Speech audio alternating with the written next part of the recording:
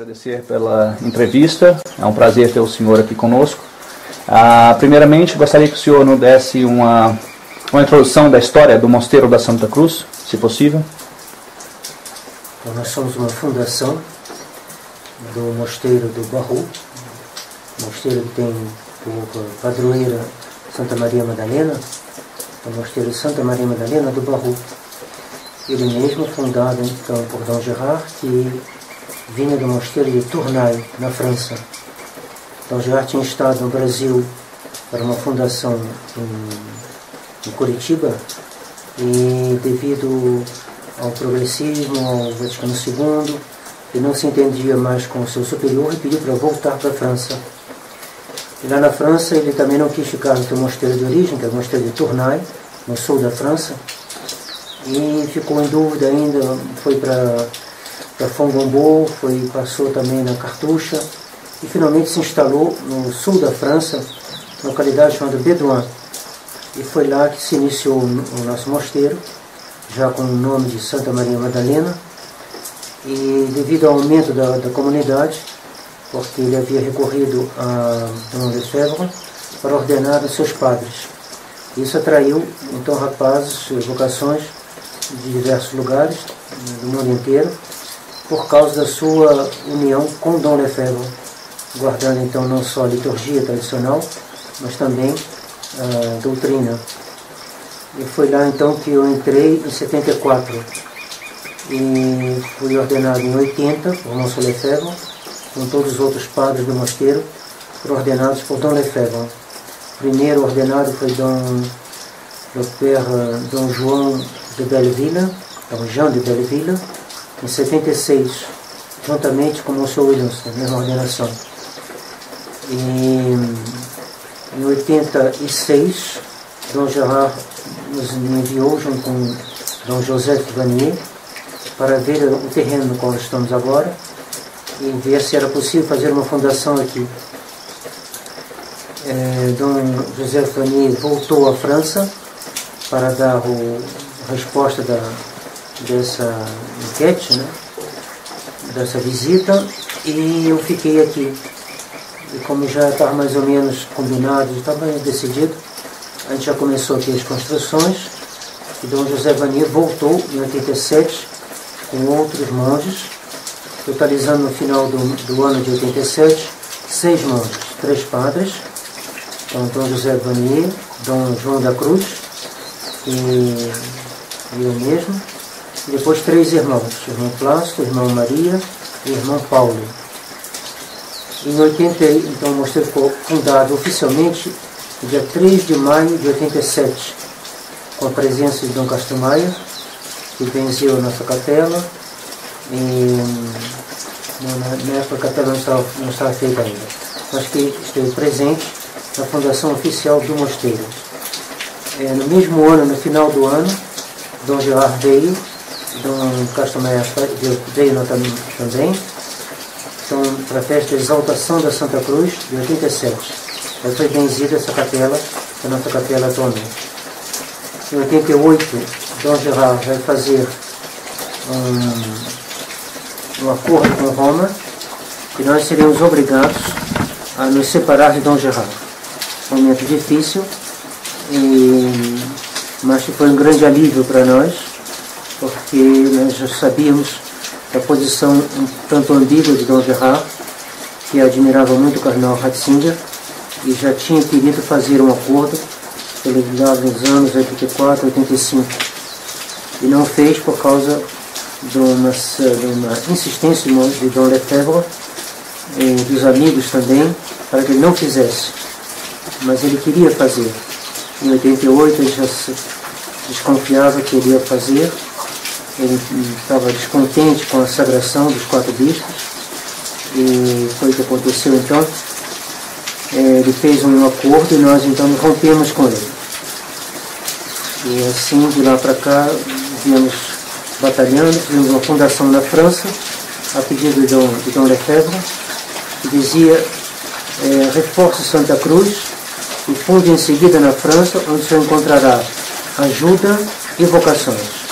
E foi assim que se fez a fundação Notre-Dame de Belém, Nossa Senhora de Belém, que atualmente conta com quase 30 monges, devido a esse bom conselho de Dom Lefebvre. Qual foi a influência do grupo Gustavo Corsão na época, Dom Tomás, na formação da tradição no Brasil, mais especificamente do mosteiro? Meus pais tinham sido alunos do Gustavo Corsão, e quando a minha família foi morar no Rio, ela era do Rio, nós tínhamos ido para a Volta Redonda e voltamos para o Rio. E pouco tempo depois, nós estávamos no Rio, minha mãe me levou para assistir uma conferência de Gustavo Corsão. E a partir desse momento, meus pais iam sempre às aulas que ele dava, uma vez por semana. Meu pai e minha mãe iam, eu comecei a ir também, e durante 7 anos segui as aulas, as conferências que ele dava no Rio de Janeiro. Meu pai fez parte da fundação da Permanência, que foi fundada em 69. E foi a Gustavo Corsão que eu perguntei onde ele achava que eu devia ir no momento, né, durante essa crise da igreja. Na época ele me disse: eu sei para onde você não deve ir, mas para onde você deve ir, realmente eu não posso lhe dizer nada. Mas conversa vem, conversa vai. Ele teve conhecimento do seminário de Econa, de Dom Lefebvre, e a secretária dele, Dona Graça Pierotti, um dia me disse: se você fosse meu filho, é para lá que eu te mandaria. Eu então procurei saber quem era o Monsieur Lefebvre e acabei escrevendo para Dom Lefebvre, que me respondeu: mas vocês têm aí no Brasil um grande bispo, Dom Antônio de Castro Maia. Mostra bastante desapego do Monsieur Lefebvre, que não queria pegar vocações potencialmente que poderiam ter sido de Dom Antônio Castro Maia. Então eu fui a Campos, mas devido a alguns acontecimentos, uma certa presença um pouco marcante da TFP, que tem uns problemas com a TFP, acabei não entrando lá. E foi quando me falaram de Dom Gerard. Então eu acabei indo, Dom Gerard, que Dom Corsão conhecia também, tinha conhecido, quando Dom Gerard tinha estado no Brasil. Foi assim, então, seguindo essa linha já de Corsão, que nós descobrimos o resto da tradição, pouco a pouco.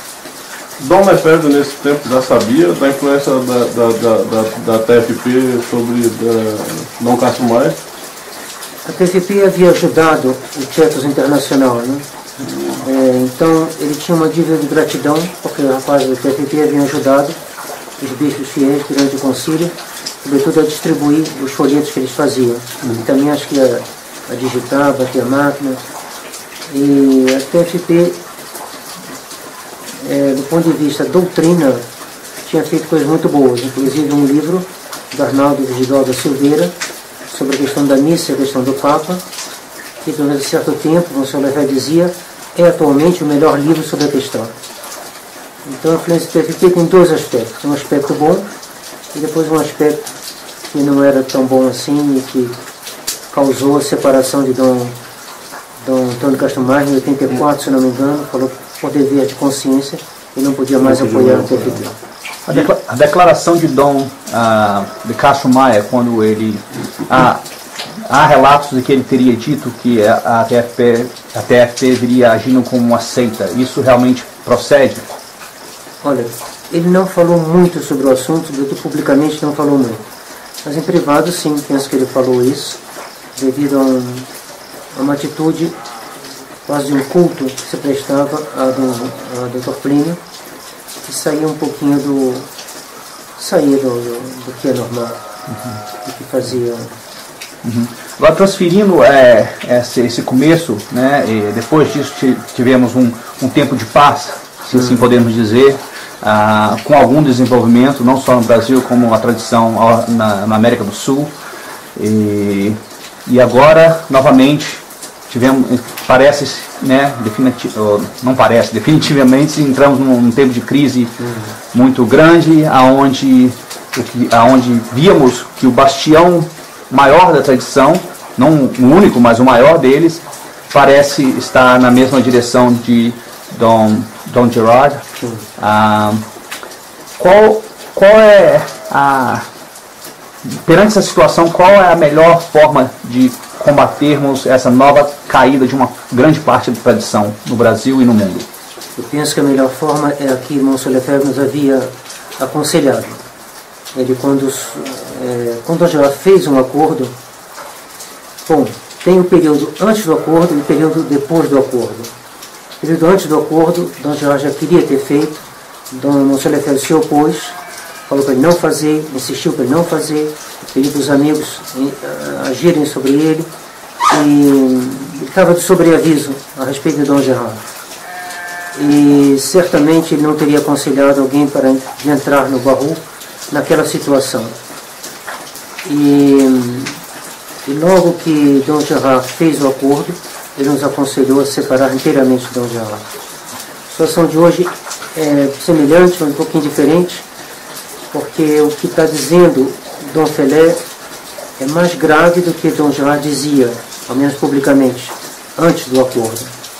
Então Dom Felé já cedeu doutrinariamente, já disse coisas que Monsieur Lefebvre jamais teria admitido, e penso que se ele estivesse vivo, ele teria repreendido vivamente Dom Felé, a respeito da liberdade religiosa, a respeito do concílio e tudo mais que ele já disse. E também essa atitude de contato com Roma. O Dom Gerard tinha ido a Roma e tinha voltado dizendo em 84, daí que ele tentou fazer um acordo em 84 ou 85, dizia: Ratzinger é um homem com o qual a gente pode tratar. Monsieur Lefebvre é um homem fechado demais, que está como emburrado no seu canto e não quer tratar com Roma. Então essa atitude, Monsieur Lefebvre, evidentemente, viu um perigo imenso em Dom Gerard, nesse contato, essa admiração que ele começou a ter pelo Cardeal Ratzinger, que parece muito com a atitude que tem Dom Felé, tendo assim uma confiança ingênua, mas que ele não tem direito de ter, devido ao fato de ele ter tido toda a experiência de Dom Lefebvre, que comunicou aos seus filhos. É incompreensível que Monsieur Felé se deixe atrair por um homem do qual Monsieur Lefebvre já havia tão bem explicado o pensamento e as manobras e tudo que Roma tem feito contra a tradição. Então, na percepção do senhor, tanto Dom Marcel Lefebvre como Dom de Castro Maia agiriam diferente do que as pessoas que ainda estão pensando que a fraternidade ainda há como ser salva. Bom, se eles estivessem vivos, talvez salvariam a fraternidade. Tanto ser salvo ou não, acho que é um outro assunto, a pouca parte. Mas a atitude seria completamente diferente. Se eles estivessem vivos, eles teriam uma influência sobre a fraternidade que eles não podem ter mais. Mas é evidente que eles teriam se oposto a Monsieur Felé. Vocês diriam para todo mundo sair agora, mas isso é uma situação que a gente não é possível reconstruir, porque eles não estão aí e a autoridade moral deles teria feito a fraternidade se manter, me parece. A autoridade moral, Monsieur Lefebvre não era mais superior da fraternidade nos últimos anos, ele havia passado a autoridade para Pater Schönberger, e mesmo quando ele fez a sagração, ele não era o superior da fraternidade. Nós podemos dizer que ele era o chefe, a autoridade moral, evidentemente, indiscutivelmente, a autoridade moral da tradição. Então, o que ele disse sobre a sagração motivou o consentimento, a unanimidade em torno da sua proposta. E se eu estivesse vivo hoje, eu penso que a mesma autoridade moral teria feito a rejeição das ideias do Monsieur Felé e a sua demissão, eventualmente. Okay. Agora, falando um pouco mais especificamente do clero, não tanto dos fiéis, mas do clero que acredita que, mesmo com essa mordaça que existe hoje entre os padres, aceitando de certa forma o compromisso com a verdade, a desculpa que eles usam geralmente é de poder ajudar as almas que estão ainda por dentro da fraternidade, ou estar por dentro da fraternidade para tentar convertê-la de volta, mas por dentro. O que o senhor acha dessa atitude que muitos bons padres, mas que parece que falta um pouco, né, de coragem? Qual é o conselho que o senhor daria para esses padres que veem irmãos eles veem os irmãos sendo atacados, os fiéis sendo perseguidos, mas ainda assim eles não tomam a decisão de seguir a verdade pregada por Dom Marcelo Lefebvre e Dom de Clássico Maia? Então, eu diria que eles devem falar. Falar porque eles são sacerdotes, eles têm responsabilidade. E foi o que fez Monsenhor Lefebvre e Dom Antônio. Eles começaram falando e agindo, mas nunca deixaram de falar. Se um padre começa a falar e a dizer que está certo, que está errado, Deus o ajudará, porque ou ele será expulso da fraternidade, ou alguma coisa vai acontecer. Mas o importante é falar. Falar, explicar, para que as almas não caiam nessa armadilha, nessa falsa ideia de que Roma mudou, e que foi que todos que fizeram acordo tentaram convencer os seus subalternos. E nós devemos ajudar na resistência. Cada um à sua maneira, mas ajudar na resistência. De fato, a maneira que eu acho mais eficaz é se prestando o auxílio da sua própria pessoa, de ajudar os padres no apostolado. Mas o mais importante, parece, no primeiro momento, é ensinar a doutrina e deixando bem claro que essa nova orientação de Monsenhor Felé não é conforme à tradição. Dizer que a liberdade religiosa é muito, muito limitada, a liberdade religiosa é o ponto central do ataque liberal contra a Igreja. Ela não é nada limitada, ela é muito bem, sabe-se muito bem o que ela é a descristianização da sociedade católica, descristianização da cristandade, destruição do reinado social do Nosso Senhor. Nem todo mundo tem muita consciência do que isso significa, mas significa a destruição da família, das leis, da escola, da família, dos tribunais, da atitude dos médicos, dos hospitais, destruição completa de um meio católico no qual a alma pode se crescer espiritualmente e se salvar. É muito difícil salvar no mundo de hoje, especialmente por causa da liberdade religiosa que é herdada da Revolução Francesa, ou seja, da Revolução. Diminuir a gravidade dessa situação é trair a missão de episcopal, já que cabe aos bispos da Igreja docente, de ensinar não só a verdade, mas denunciar o erro.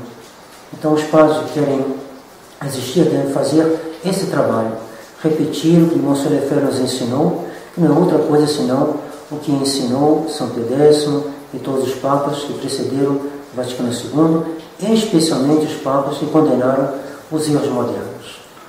Dom Tomás, quando foi que o senhor viu que era tempo de falar?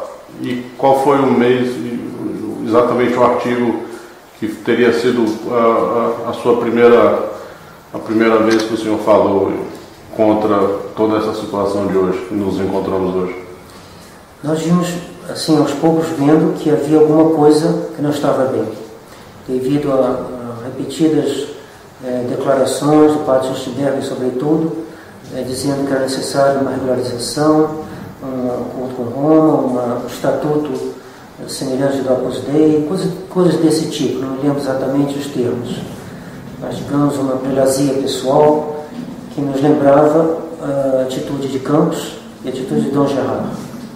Então nós fizemos um artigo chamado Duas Correntes, no qual não citávamos o nome de ninguém, só dizíamos que havia duas correntes. Quando foi isso? Isso foi, penso que em maio do ano passado. Talvez um pouquinho antes de maio talvez. Março, abril. Bom, por aí, abril, março, não me lembro o mês exatamente.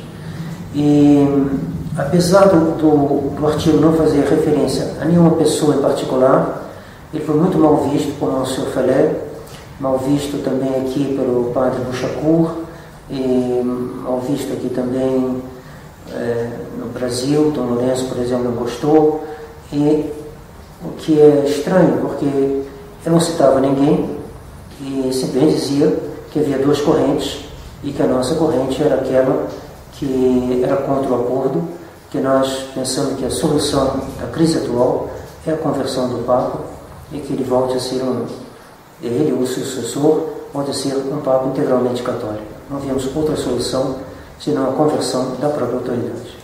O senhor recebeu alguma advertência direta, seja do superior na América do Sul, ou de Mezingen, Dom Fellet, ou de Dom Galarreta, por causa do artigo?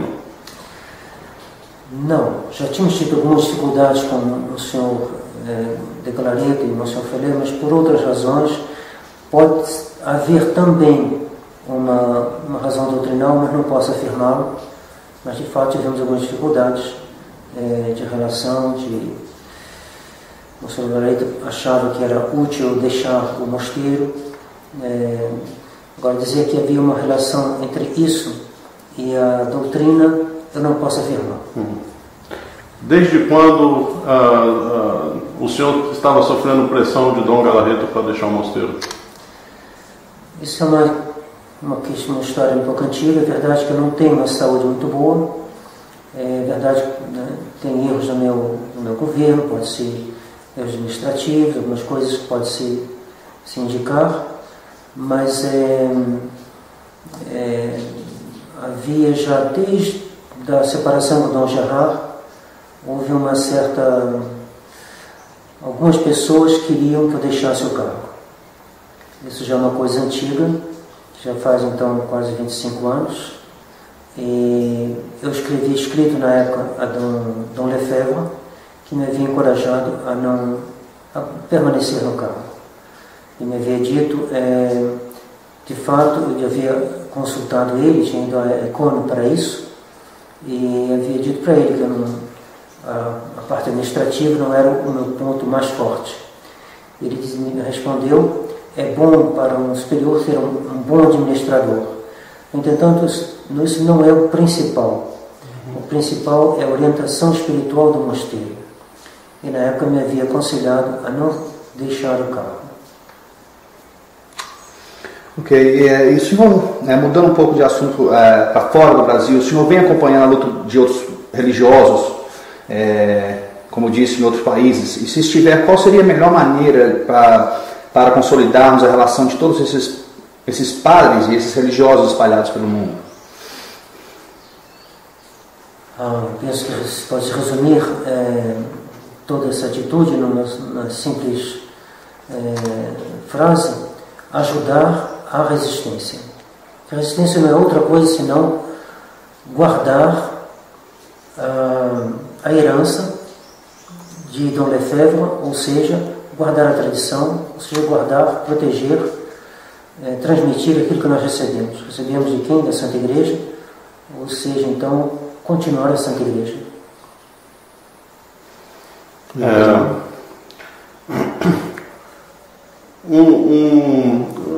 Pelo que a gente tem acompanhado da história do senhor, da história do mosteiro, a gente pode verificar que o mosteiro, o senhor já passaram por várias brigas.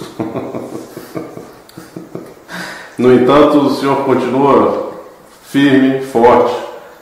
Nós aqui tivemos a possibilidade de testemunhar, até na parte administrativa, o mosteiro está muito bonito, né? Tudo muito organizado. Vemos que os monges todos estão muito satisfeitos.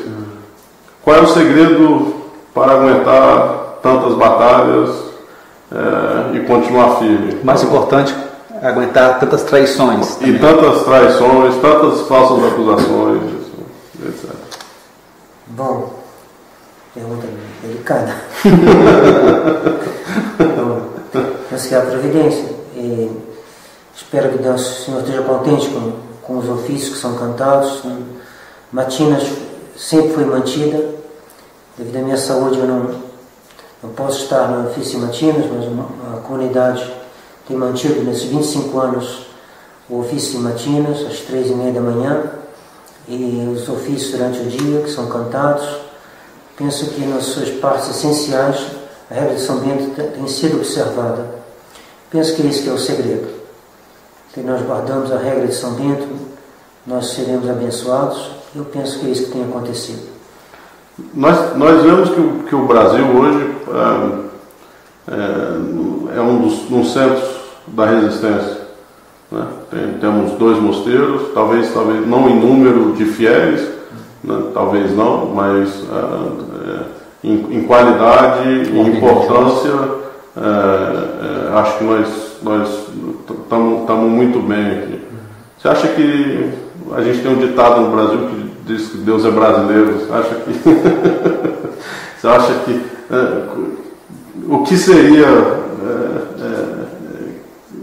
qual seria a razão, né, de a gente estar conseguindo ser hoje um exemplo para o resto do mundo?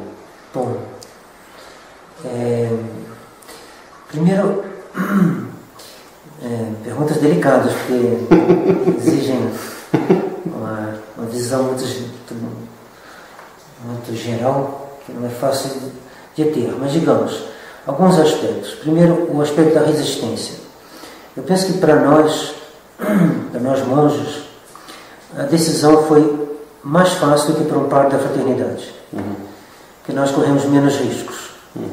E também os cuidados que tivemos com Campos e outros, e com Dom Gerard, já nos tinham dado uma certa experiência. Então acho que isso facilitou. Pois nós estamos também na conjunção de 2 heranças, ao mesmo tempo que nós conhecemos Monsenhor Lefebvre, conhecemos também Dom Antônio Castro Maia.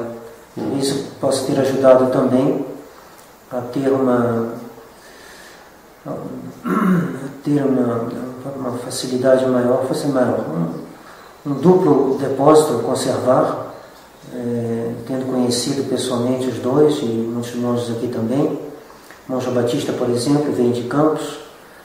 E, por outro lado, o resto é o segredo de Deus, o segredo da graça de Deus. Não saberia explicar o porquê, mas parece que Pio XII disse que viria um tempo onde os países do hemisfério sul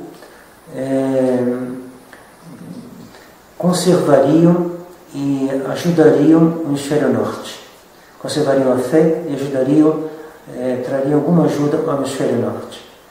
Os Estados Unidos têm resistido de maneira brilhante, graças ao Padre Pfeiffer e Padre Reiko e os outros padres que os ajudam, o Padre Ringrose e outros, mas ontem essa palavra de Pio XII. Esses são os segredos de Deus. Segredo de Deus é segredo de Deus, não posso fazer nada. Por fim, então, Dr. Tomás, a gente gostaria de agradecer pela oportunidade de essa entrevista, conversa com o senhor. E, por fim, o senhor poderia mandar uma mensagem para os católicos da resistência que se encontram confusos nesse momento, antes de terminar a entrevista?